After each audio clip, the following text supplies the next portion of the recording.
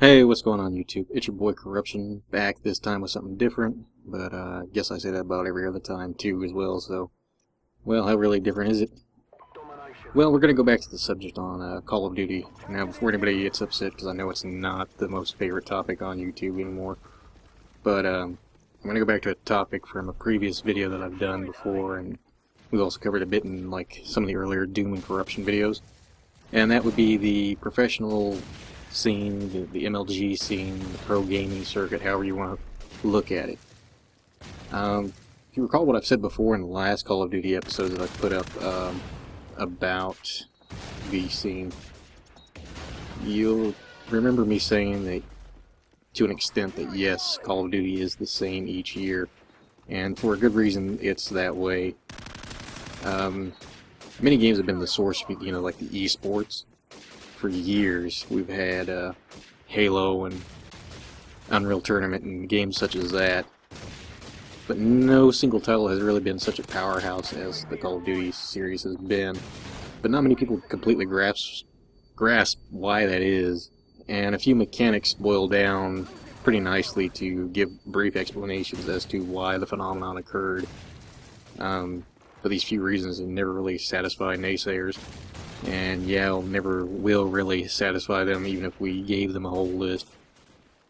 But we'll cover a little bit and maybe some people will understand a little bit better. First-person shooters in the esports in the years before Call of Duty, primarily along the lines of Unreal, Quake, and Counter-Strike.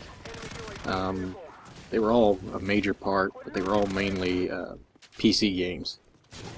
And though each game kind of offered a small variety of game modes on their respective titles, each usually used only one game mode in competitive modes. Usually that ranged from free-for-all or diffuse. Those are usually the two most used formats on that scene.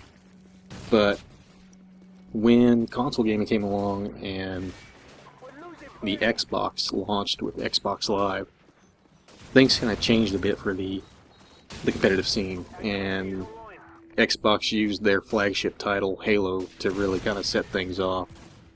And you can really see how that has transitioned now.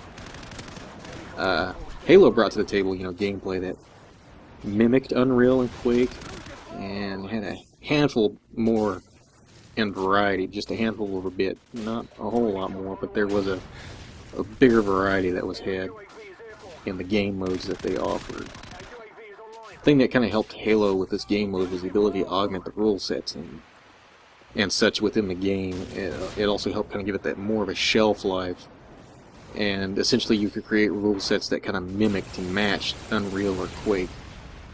So how did Halo kind of fall off of the hill to take second place to Call of Duty? Well, the game pacing primarily was something that really kind of set it apart. The Call of Duty titles today are a lot faster paced than what we'd ever seen before, excluding the Unreal and Quake when it was on PC titles. But for our first-person shooters, Call of Duty was pretty fast paced. And you had smaller maps, you had that revenge spawning, the increased movement speed, you name it, God has it. But the mechanics had to flow with this speed, and for the most part today's titles do just okay on that. Call of Duty 4 Modern Warfare, the title that kind of kicked it all off, had pretty good game pacing for the gaming we were used to on the console.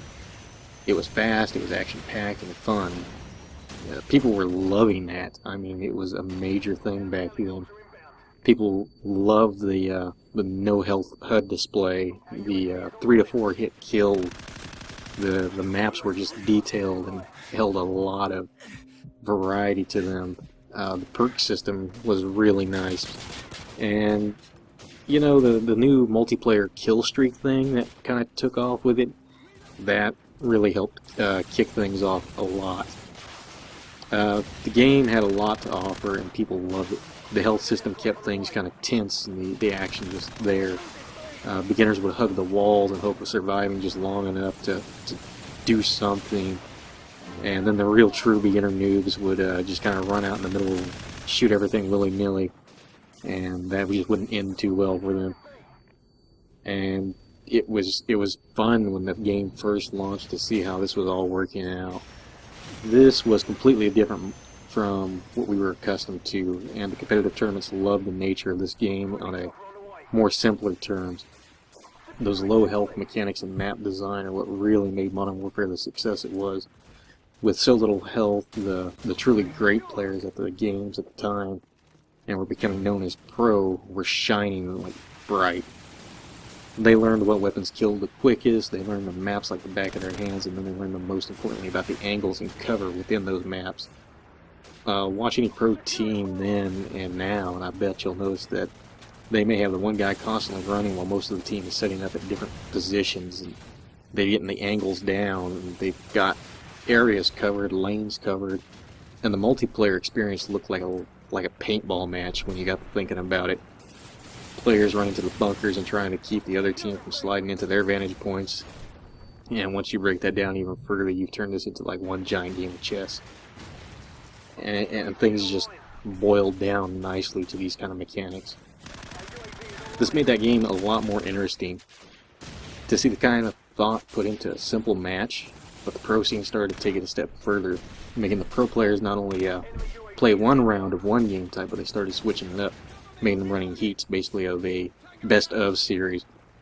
One match may have been like team deathmatch, and the next round might have been domination. Then they started doing search and destroy, all of which were not only fun to the players to play, but it was also a great spectator match.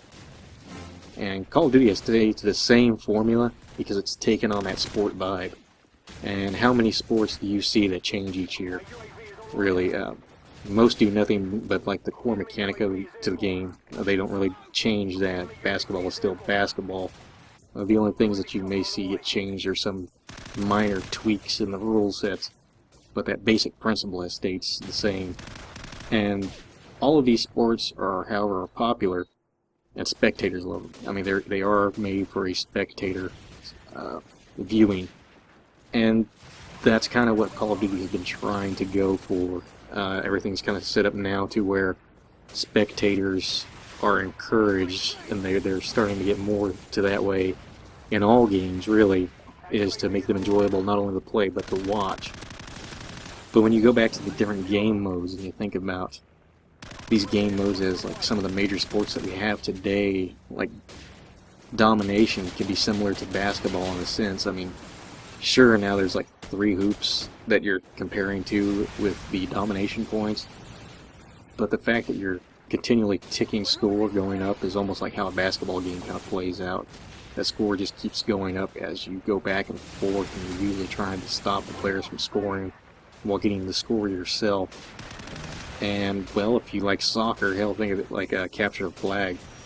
You got the one ball that you really happen to try and get into a goal, but you got your defense really trying to stop you. And it's nice how these game modes kind of reflect all this. And the game modes, they're nice and all, but that's not the only other reason that the franchise thrived. Map design and the game modes were accented nicely with the balance that they brought to the table.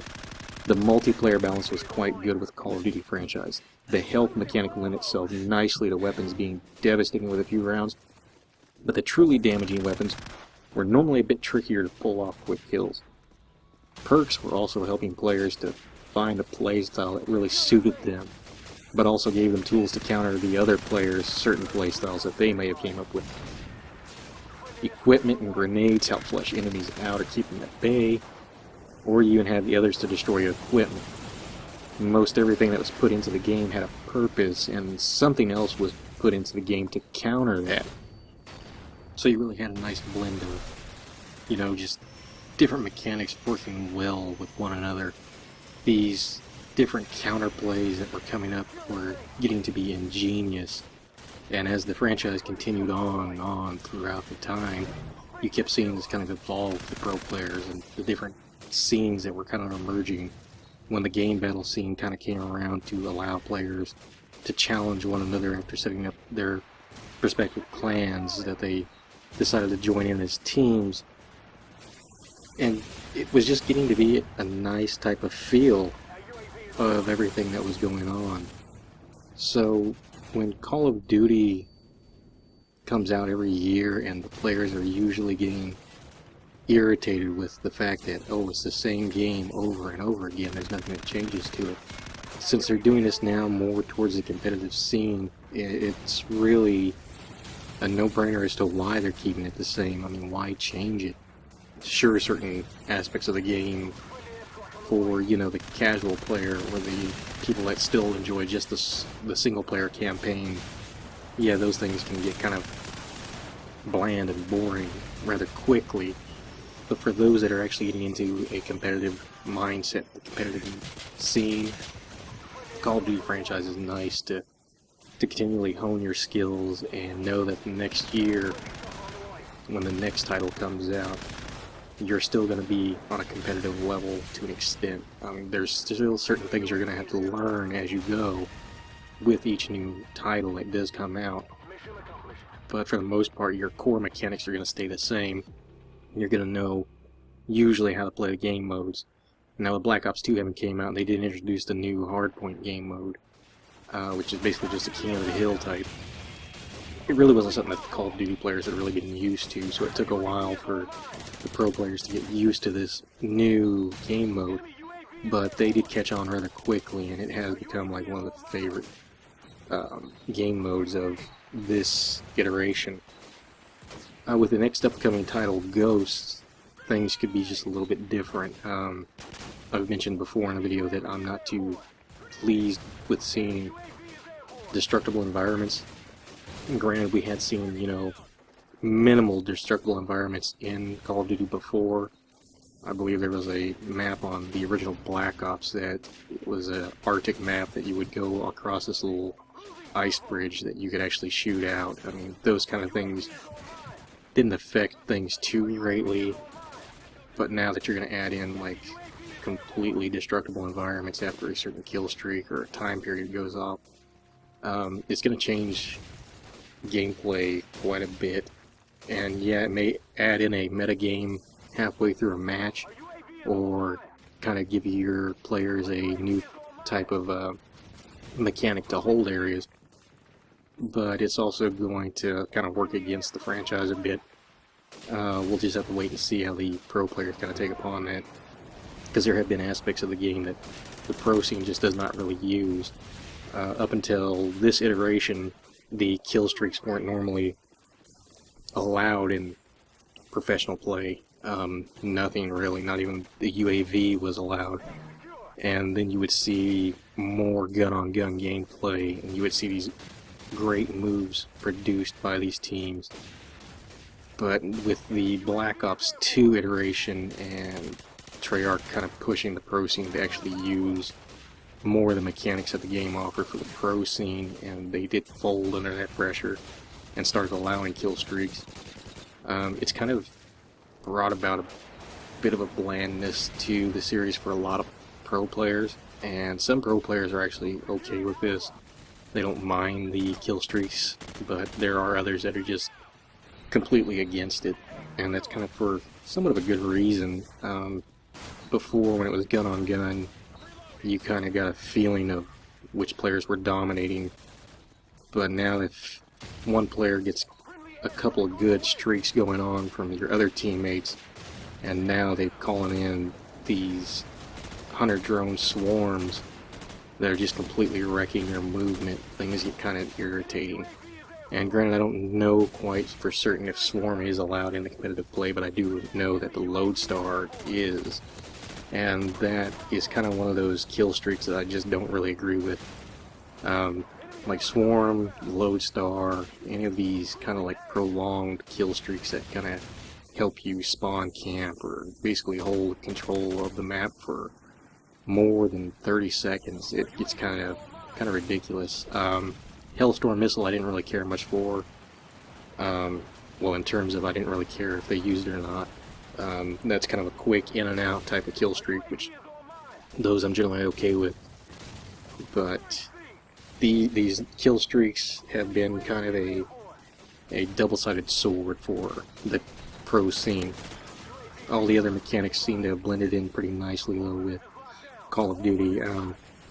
You would see your perks being tweaked yearly. it went from Modern Warfare 2, where they had the blast shield, which was actually a piece of equipment that you would actually have to replace your tactical grenades with to use, and it was kind of that, do I need this and try to hold flags, or do I just take my tactical grenades and hope that nobody's running Danger Close too much? And if I recall right, Danger Close was banned from the Modern Warfare 2 series, but it was hard saying. It's been a while back since I've really paid attention to it. And then when the original Black Ops came out and Flak Jacket was now a perk that reduced your explosive damage, and players weren't really agreeing with this too much because now their grenades and that grenade play that you would used to see was kind of becoming useless. The perk Flak Jacket was usually banned from competitive play, which persisted even in Modern Warfare 3. So you would see different perks and things that just weren't good for the competitive play, and the circuits usually took note of this. They issued the bans, and the pro players would adhere to these, and it still made for interesting time to watch these players play, even with these kind of handicaps, how some players would actually view it. And it was just nice to see how things really worked out with these mechanics that weren't intruding in on the game. Now that we're seeing more of these other perks and things being introduced back into the competitive scene, the metagame is getting to be a little bit more different than what we're usually accustomed to, but it's still not too horrible, I suppose. But time will tell with the newest iteration on if these things were okay for the series or if they really have harmed it. Well, that should be enough of my rambling for today. I'm gonna catch you guys next time, and I might cover some more on these mechanics of the different perks and how they balance the game, and just generally how the feel of the game plays because of certain pieces of equipment or items. So until next time, I'm Corruption. I'll catch you guys later.